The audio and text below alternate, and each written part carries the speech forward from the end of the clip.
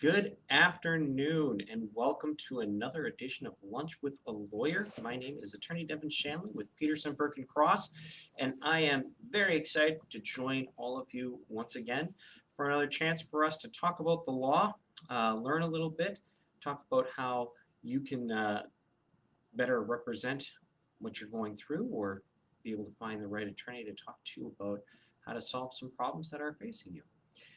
Today, our lunch is brought to us, or at least brought to me, by Chili John's. Chili John's is a classic staple of Green Bay culture. For those who have come by, it is always been a place I've loved to go to. Today, I'm having the taco salad. It's actually not here yet, so you're going to see me a little back farther from the desk, and I'm not going to show off the food like I normally do. But I'm really looking forward to it. I always find that I walk into Chili John's, and obviously I think chili, and today I'm doing something a little different, and I always find something that surprises me on the menu. So check out our sponsor, Chili John's, at some point. Go there this week, enjoy, and remind yourself of some of these places that we often forget about and take for granted. And then as we deal with our current crisis, it's time to remind some of those places, and Chili John's is a great place to remember, to have your lunch, to have your dinner, and to find some things that you might not be expecting when you're just thinking chili. So today, when we talk about our topic for law today, is going to be 5 people in your life that may require you to have estate planning. Estate planning is a funny area of the law. It's a part of the law that everybody thinks, well, yeah, I gotta have it done, and I really should get it done, and you don't get it done. And I can say that from experience. What I often tell people when they bring on the heavy shame hammer on themselves and say, "Oh my gosh, I'm glad I'm finally getting this done," or "I can't believe I've waited this long," I always say to them, "Don't feel bad. I'm the guy that writes estate plans for a living, and it still took me more years than I care to admit after I was practicing law before I actually wrote and got it done myself. So I understand, but it really isn't an excuse. We really do need to get these basic documents together, and everybody needs them. But there are 5 people that I often find inside of somebody's life that really requires you to go, yeah, I really need to get this done to take care of this individual. So today we're going to be talking about that. We're going to be talking about why that might be and what are the strategies that you can use to really try and help these people in your life with some basic estate planning documents of your own. As always, I have a few disclaimers. First, everything that we're going to be talking about today is not legal advice specifically for you. This is going to be based upon hypotheticals. This is going to be about education. If you have a specific legal question based upon specific facts that you would like addressed by an attorney, please contact us at Peterson Burke and Cross, 920-831-0300. And my lunch just arrived. Where we can talk about your situation and how to best serve you. Also, all of the, and nothing, and last part on that, and I almost forgot to mention it, uh, nothing in this is designed to form a specific attorney-client relationship. So again, if you are looking at retaining an attorney or just want to ask an attorney some questions and get specific advice for your situation, please contact us, schedule a consultation. It is free, and we'll be happy to sit down and do that. The other is that the law that I'll be talking about is primarily based on the great state of Wisconsin.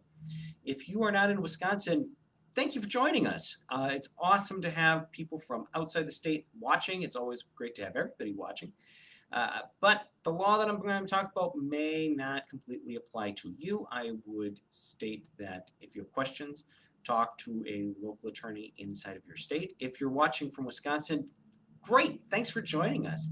Uh, and if you have specific questions, contact us, where we're licensed in Wisconsin to be able to give you advice on Wisconsin law. So let's talk about estate planning for a second. For newer viewers, people that don't watch me go on every week religiously, welcome. But you might be asking, what is estate planning? Estate planning, in the briefest sense, is going to be the process of arranging documents to plan for transfer of your assets after you've passed, and handling responsibilities while you're alive or after you've passed as well. So there's going to be a lot of different pieces to it. I always liken it a bit to a mosaic. You've got a lot of different documents, but really what you're doing is you're taking all of these documents, putting them together to form this overarching picture, this overarching plan that's a reflection of your life. Something to translate the values and the properties and the concerns that you have to ensure that these issues are addressed when you can't take care of it yourself.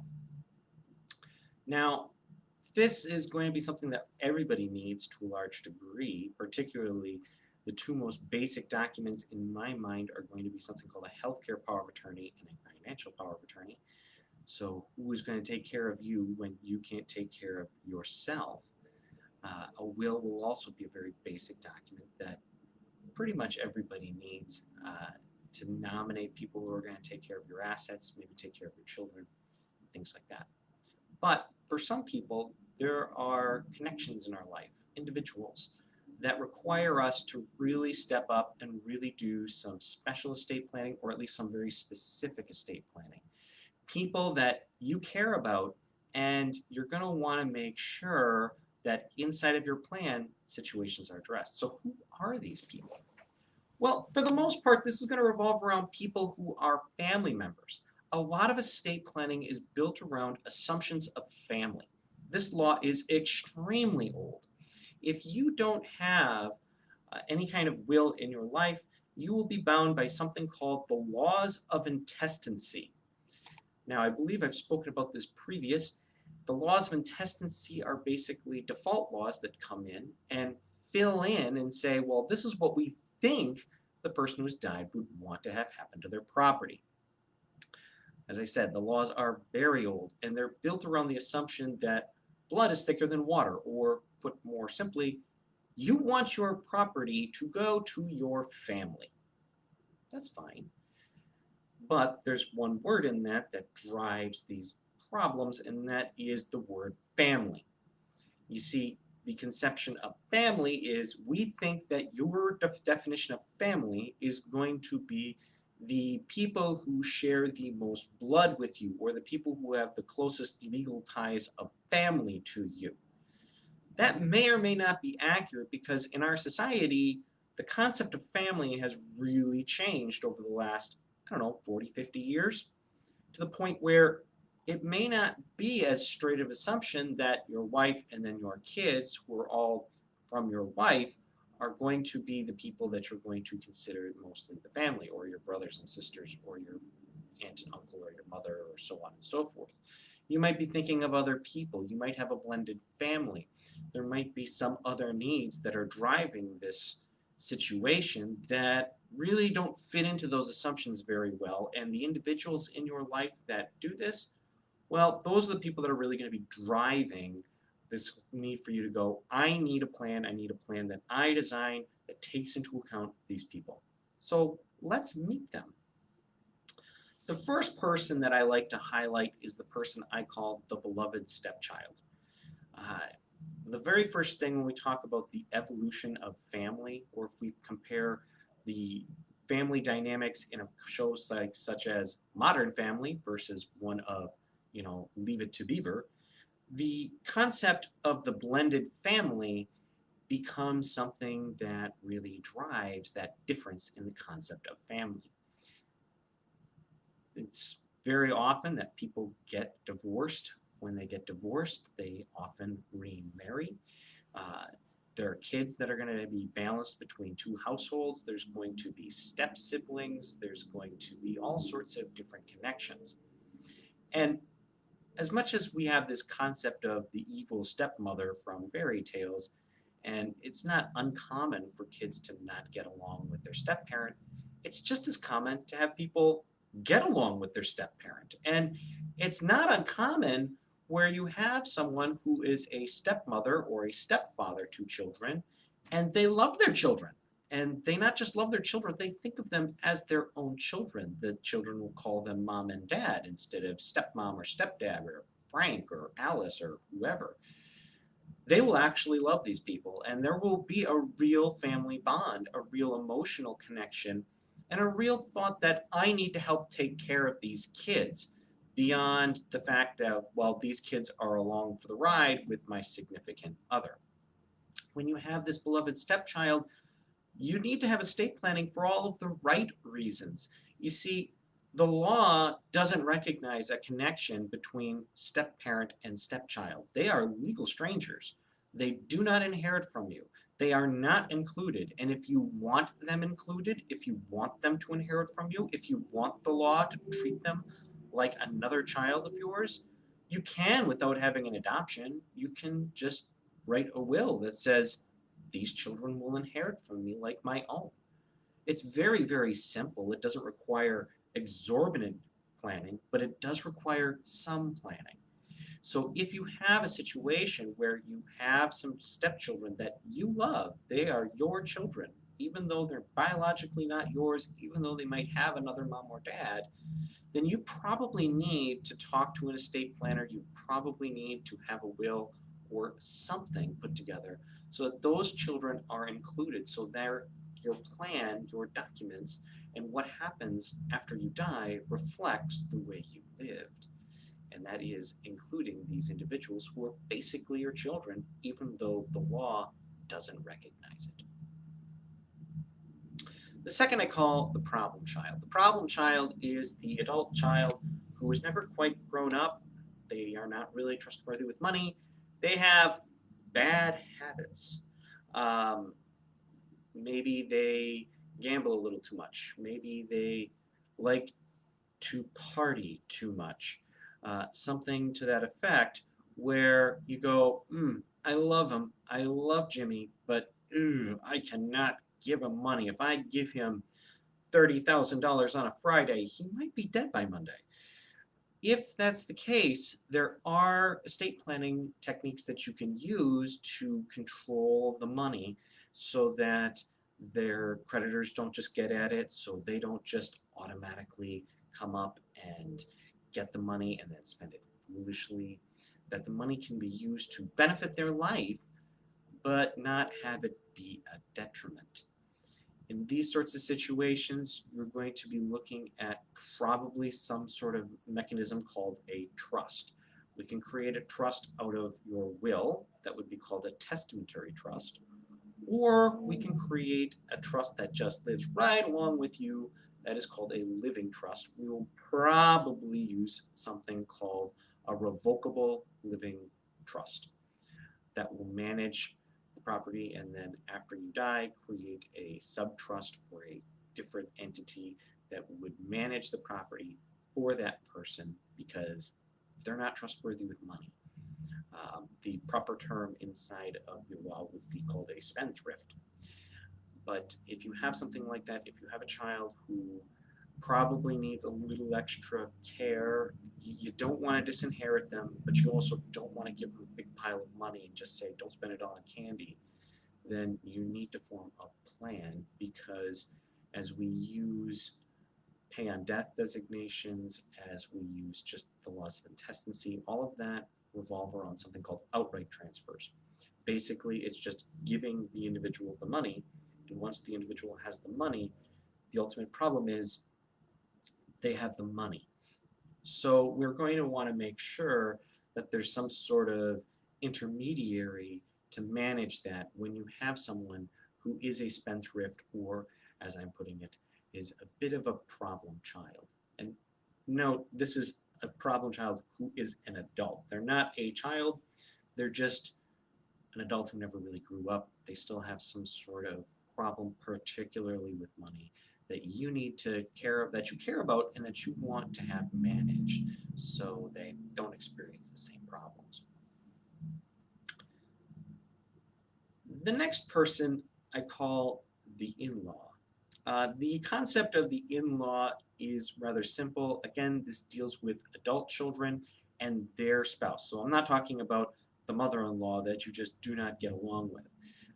She probably will not give you money, and you will probably not want to give her money, and the law is going to recognize, as I stated earlier, that in-laws really aren't a thing for inheritance, so that's not a problem.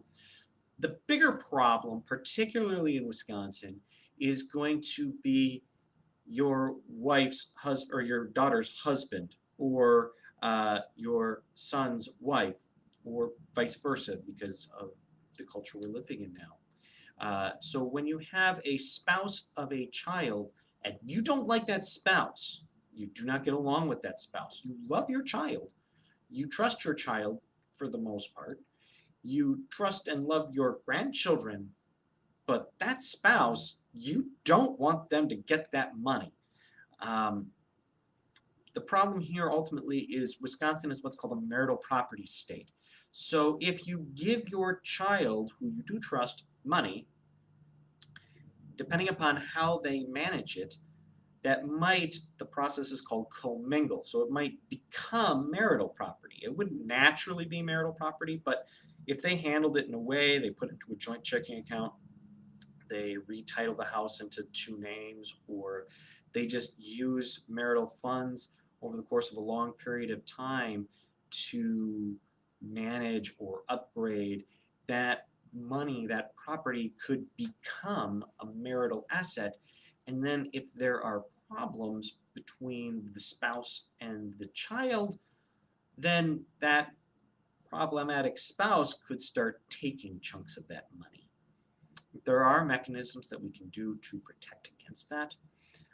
Again, this would be a method for trusts that might cause us to go, let's put this in a separate trust instead of just giving it to the child. We'll manage it for them, maybe even let them be a co-trustee, but we want to try and keep it separated to a degree just to make sure that this other individual doesn't touch it, can't get access to it. This would be especially true if you want your child to enjoy this money or this benefit, you want your grandchildren to enjoy this money or this benefit. You absolutely do not want your in-law, your son-in-law, your daughter-in-law to have access to this money or this benefit, or at least not if the child is not in the picture. So again, if you have that dynamic, if you have some strife in the family, particularly with your, I'll call it lower generation in-laws, your sons-in-law, your daughter-in-law, things of that nature, you're probably going to want to do some estate planning. You're going to want to at least talk to an estate planner just to find out if it's worth it to try and set aside some money in a way to try and protect it, to try and protect your child against essentially their bad taste in spouse, or again maybe against maybe their a couple of the problematic things in their relationship. Uh, Going along those lines, the last one, the next one is uh, it's a very colloquial term. It's the baby mama, or when you have a co-parent that you do not get along with, whether that be a father or a mother. You have a child with this individual. You really don't like this individual, which unfortunately is not uncommon for co-parents.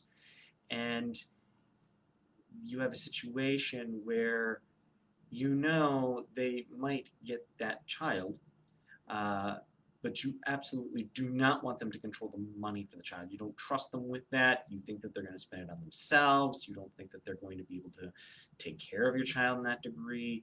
You want to have someone you trust manage that money.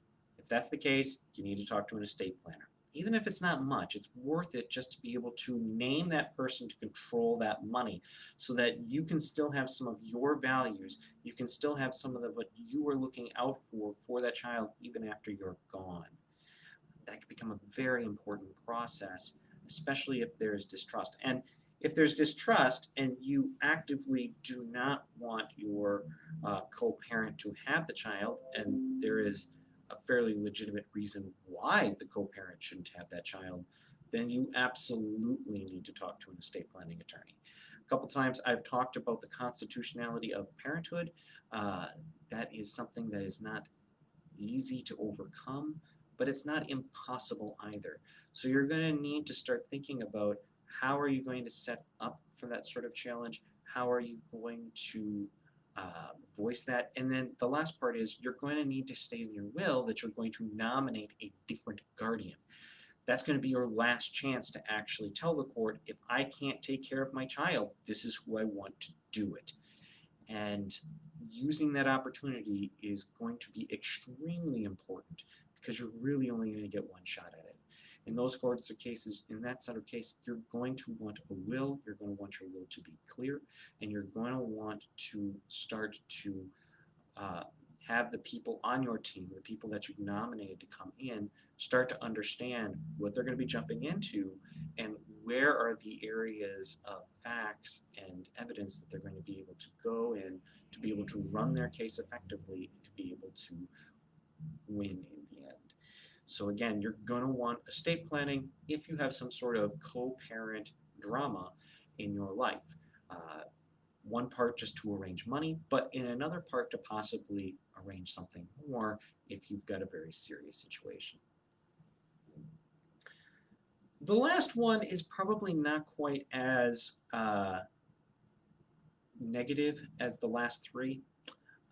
This one I commonly refer to as the special angel. This is a child with special needs. If you have a child who's got special needs, and the more serious the special needs, the more you're going to need the planning. You're going to want to be mindful. When there's a child who's got severe special needs, that child is probably requiring a lot of medical attention, is probably getting some sort of government benefits. That's great, and it's wonderful that our society has these options available to people. The problem is a lot of these sorts of programs are are going to be income based. So the child really can't have money. If the child doesn't can't have money, that means the child can't have an inheritance from you. In the bad old days, this used to mean lovingly disinheriting the child. We love Susie.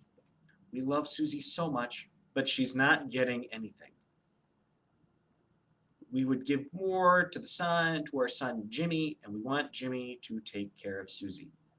The problem with this sort of plan is there's no real promise for Jimmy to take care of Susie. Jimmy might decide, I'll just go to Vegas and blow it all. And that's his right because it's his money. Once we give the money outright to somebody else, we can say what we want all the time, but that's no different than me talking to my now minor children saying, I'm going to give you this money, but I really want you to spend it on Legos, or not on Legos. I don't want you to spend it on Legos. I'd much rather you spend it on school supplies. I shouldn't be surprised when my 8-year-old son turns around and spends it on Legos. That's on me. And I might cut him off in the future. I might try and leverage him and really strong arm him to spend it the way I want to spend it. But after I'm dead, I really don't have that leverage anymore. And at that point, people are going to do what they're going to do. So in these sorts of situations, we don't have to disinherit the person who has special needs. Instead, there's a myriad of estate planning tools that are designed to hold money for the benefit of these individuals with special needs and allow them to access the money as they may need it. That is not going to jeopardize them from gaining their benefits. The three classic examples of this are going to be something called a special needs trust, something called a pooled trust, and something called an ABLE account. And we can talk through strategies on how to adopt some of these, which ones might be better for you, and what are going to be the positives and negatives of these sorts of things. But at the end of the day, if you have a child who does have special needs, you are absolutely going to need to plan for them. You're going to need to put together something that says the money goes here. Because if you have nothing, there's a high likelihood that they could get money given to them and then go through some real trouble of losing their benefit or suddenly have to spend down their entire inheritance in under a month.